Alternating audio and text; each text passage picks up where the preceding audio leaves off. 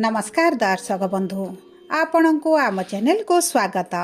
नूतन वर्ष 2026 हार्दिक अभिनंदन एवं शुभेच्छा सहित आज कार्यक्रम टी आरंभ करवा एवं जानिबा समस्त मिथुन राशि व्यक्ति विशेषकर भाग्य एही 2026 रे केमिति रहिबो, कौन आणिबो परिवर्तन आपणक जीवन रे। देखंतु दर्शक बंधु, मिथुन राशि तीनोटी नक्षत्र रही। मृगशिरा नक्षत्र 5/3, आद्रा नक्षत्र 6/3 एवं पुनर्वसु नक्षत्र 7/3 मिथुन राशि। देखंतु एही तीनोटी नक्षत्रर नक्षत्राधिपति अलगा अलगा होइथांती। तेणुकरी एही 2026 रे आपणकर मिथुन राशि होइथिले मध्य आपणक नक्षत्र अनुसारे आपणकु अलगा अलगा फल प्राप्त होइथाए। किछि मिथुन राशिर व्यक्तिविशेष मानकु शुभाशुभ फल प्राप्ति हेबो एवं किछि मिथुन राशिर व्यक्तिविशेष मानकु अशुभ फल मध्य प्राप्त होई पारे। देखंतु मृगशिरा मिथुन राशि बा 5/3 मिथुन राशि जो व्यक्ति मानकर सेमानकर नक्षत्राधिपति हेउछंती मंगल एवं जो मानकर आद्रा मिथुन राशि बा 6/3 मिथुन राशि सेमानकर नक्षत्राधिपति हेउछंती राहु एवं जो व्यक्ति मानकर पुनर्वसु मिथुन राशि बा 7/3 मिथुन राशि सेमानकर नक्षत्राधिपति हेउछंती देवगुरु बृहस्पति। तेणुकरी तीनोटी नक्षत्र रे अलगा अलगा प्रभाव एही 2026 रे आपण माने निश्चित भाव रे देखिबे। समस्त मिथुन राशि व्यक्ति विशेष मानकु एका प्रकारर फल प्राप्त हेब नाही।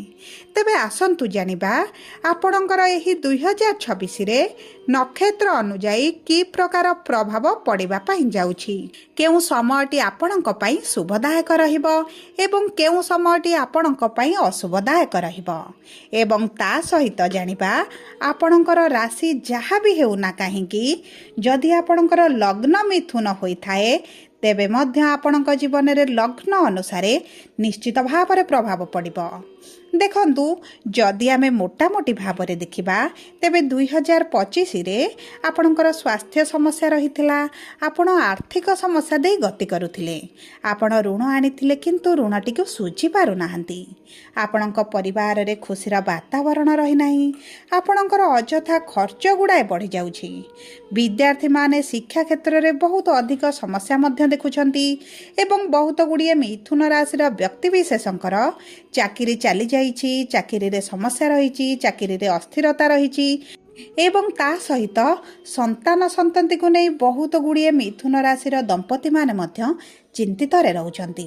किंतु देखंतु 2025 रे जेउ भली परिस्थिति आपणकर थिला 2026 रे सेथिरे परिवर्तन आसीबो ना सेही भली परिस्थिति रहिबो, एही वीडियो रे विस्तृत भाव रे आलोचना करिबा। किंतु आपण आपणकर व्यस्त बहुल समय मध्यरु मात्र 10 मिनिट समय आपण निज पाई दियंतु एवं जानंतु आपणकर राशि लग्न नक्षत्र अनुसारे आपणकर 2026 रे कौन कौन घटिबा पाई जाउछि। किंतु भिडियोटी आरंभ करने पूर्वरु जदि आपणकर भी मिथुन राशि होइथाए एवं आपण भी ईश्वर को आंतरिक भक्ति एवं विश्वास करती तेबे भिडियोटी को लाइक करंतु। कमेंट बॉक्स रे जय जगन्नाथ जय माँ लक्ष्मी अवश्य लिखि दियंतु। ता सहित आम सह जोगाजोग करिबा पई भिडियोर मध्य भागरे एक व्हाट्सएप नंबर टी दिया जाइछि। जो नंबर साहाय्य आपण आम सह जोगाजोग करी निजर नूतन कुंडली प्रस्तुत करि परिबे, कुंडली विश्लेषण कराई परिबे किंबा आपणकर चाकरी विवाह व्यवसाय प्रेम संपर्क शिक्षा स्वास्थ्य को नहीं किछि समस्या रहिछि ताहाले ताहार सहजरे एवं स्वल्प मूल्य रे समाधान करि परिबे। सेथिपई आपण आम सह भिडियोर शेष पर्यंत जोड़ी होई रुहंतु एवं व्हाट्सएप नंबर माध्यम रे आम सह जोगाजोग करंतु। एबे आसंतु कार्यक्रमटी को आगो को बढ़ाइबा एवं जानिबा 2026 रे मिथुन राशि नक्षत्र अनुजाई कि प्रकार प्रभाव पड़िबा पई जाउछि।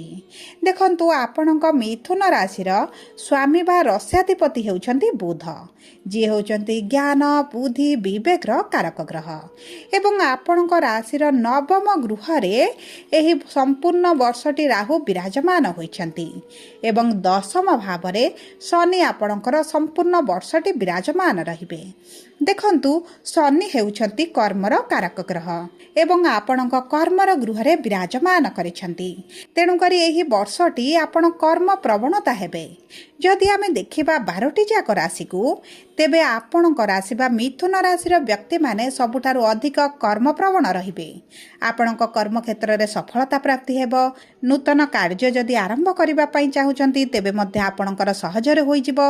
आपण जदि चाकरी क्षेत्र रे बा व्यवसाय क्षेत्र रे किछटा परिवर्तन चाहुचंती तेबे मध्ये 2026 टी आपणको नूतन सुजोग प्रदान करिवो एवं ताहा सहित आपणक परिवार रे सुख समृद्धि वृद्धि पाइबो। देखंतु शनि जेहेतु आपणक कर्मर गृहरे रहिचंती, आपणक कर्म क्षेत्र रे आपणको सुरक्षा निश्चित भावरे प्रदान करिवे। तेबे आसंतु जानिबा मिथुन लग्नर व्यक्ति विशेष मानंकु एही 2026 रे किभଳି फल प्राप्ति हेबो। जो व्यक्ति मानकर मिथुन लग्न सेमानकर लग्नाधिपति हेउछंती बुध, पंचमाधिपति हेउछंती शुक्र एवं नवमाधिपति हेउछंती शनि। तेणु करी मिथुन लग्नर व्यक्ति विशेषଙ୍କ ପାଇଁ 2026 वर्षटी सुख शांति मैत्री प्रीति समृद्धि प्रत्येक क्षेत्र रे शुभ फल प्रदान करिबो कि एवं ता सहित जदि आपण किछि शुभ कार्य मांगलिक कार्य करिबा पई चाहुछंती तेबे मध्य 2026 रे आपणकर सेही सब कार्य गुडिक संपूर्ण होई जिवो।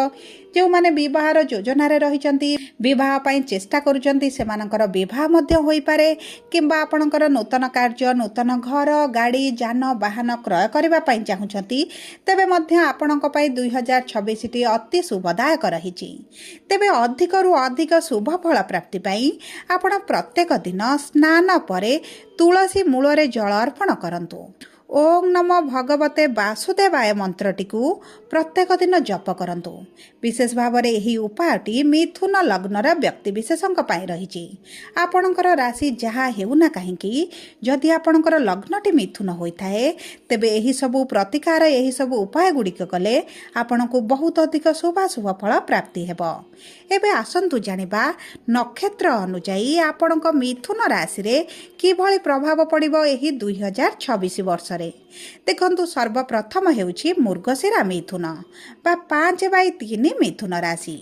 जो व्यक्ति माने एही नक्षत्र रे जन्म ग्रहण करिसंती सेमानकर मंगल अंशरे बा मंगल महादशारे जन्मित होइचंती एवं एही व्यक्ति मानकर 2026 रे मंगल एवं बृहस्पति शुभ दृष्टि थिबारु आपणको बहुत अधिक सफलता प्राप्ति हेबो। जान वाहन भूमि भवन आपण क्रय करि पारंती। आपणकर विवाह मध्य होई पारे। नूतन कार्य आपणकर आरंभ करिबा पई वर्षटी अति उत्तम रहिबो। जो दंपति माने संतान प्राप्तिर अपेक्षा रहिचंती किंबा संतान प्राप्ति पई चेष्टा करूछंती तेबे मध्य एही 2026 वर्ष रे आपणको संतान प्राप्तिर बहुत भल योग बनुछि।